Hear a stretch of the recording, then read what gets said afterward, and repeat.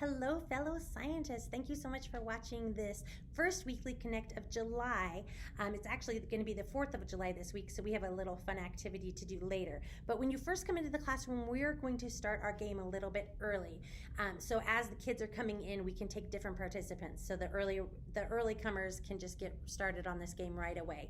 You're going to have some balloons. You'll have red and blue balloons, or maybe you'll have red and white, whatever your campus has. And then they'll be blown up, and you will pit a couple people against each other. So we'll have two different teams. You can either just have two people per team going at the same time, or maybe you want to do one-on-one. It really depends on how many kids you have or how many kids we have on Sunday morning. And you're going to be telling them that we're going to move the balloons into a specified area using only wind. So they're going to have paper plates, and they're going to be waving their paper plates and moving the balloons into a specified area. So if you're here at Thornton, we're going to go ahead and use our one of the squares on our Foursquare that's on the ground. If you're in Fort Lupton, Jess will have a designated area for you to know where you're supposed to be moving the balloons. So you'll just have two kids pitted against the other two. Some are supposed to get the red balloons in, some are supposed to get the blue or the white balloons in, whichever you have. And at the end of the 2 minutes, 3 minutes, whenever time is over, you'll yell stop, and then you count up the balloons and see which team wins. So we're really going to be concentrating on how wind can move stuff. They're not allowed to touch the balloons. They're not allowed to kick the balloons. They can use their own air if they want to blow the balloons. I just think it's going to be easier with the paper plates. So just with wind, and we're going to do that. You can also, if you want to ramp it up a little bit as the game progresses, you can start saying, oh, well, you know, the people with the most balloons in your square at the end win. So maybe since you have two people on each team, maybe one person's kind of trying to shoo their balloons out while the other one's trying to get their balloons in. However you want to do it, just make it as competitive and as fun as you want to. That's how we're going to start off the day. And then if you're the storyteller, we're going right into story time as always, and we'll do our worship at Thornton and offering, but then we'll go right into the story time, and we're going to be teaching about Philip and the Ethiopian. So we're in Acts. You'll start off on 2:2, and then you'll move to chapter 8. You'll be in chapter 8, verses 4 through 8, and 26 through 40 is really the bulk of the story, where we're talking about when Philip was told by God to go down to a road, and he just obeyed. He did exactly what he was told to do, and he was kind of on this road in the middle of nowhere thinking, why am I here? And all of a sudden a carriage came up, a real fancy carriage with kind of a wealthy guy in it, right, who has a lot of connections with the people in Ethiopia. He actually worked for the queen of Ethiopia, and he was reading scriptures. The man in the carriage was reading scriptures. So Philip was running alongside the carriage saying, hey, do you know what you're reading? And he's saying, well, how can I when nobody can explain it to me? And boom, Philip's like, this is why I'm here. God is so good. And he starts explaining the scriptures to the Ethiopian. In the end, the Ethiopian is just totally engrossed with Jesus, wants to be baptized.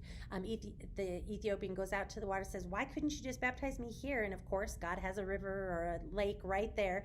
And Philip says, yeah, I guess I can. Let's go baptize you. And he baptizes him, and then God takes him away like the wind and brings Philip to another place to teach more people about Jesus and God. So it's an amazing story, super cool, and it's sciencey because we're talking about the wind. So then after your story, I can't wait for you to see what things you guys come up with. So what experiment you come up with the wind. It's so cool. I think Tanya might be doing an air bazooka. I don't know. Super cool. But anyways, then you'll go back to your classroom after your blessing, and you'll have a couple questions, not a lot, just 4 questions this week. And then we have a science experiment craft. So it's kind of both. So what you'll have in your room is each child will get one of these pieces of paper, and it will have, you can see the,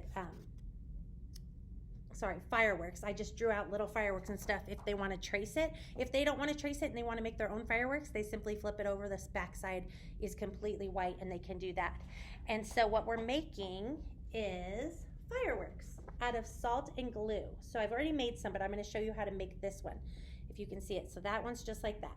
What you're going to have, you're going to have brand new glue bottles, so hopefully that will help. You're going to want to obviously turn them upside down and help the kids get the glue down in there, which Miss Rochelle had to help me with earlier today.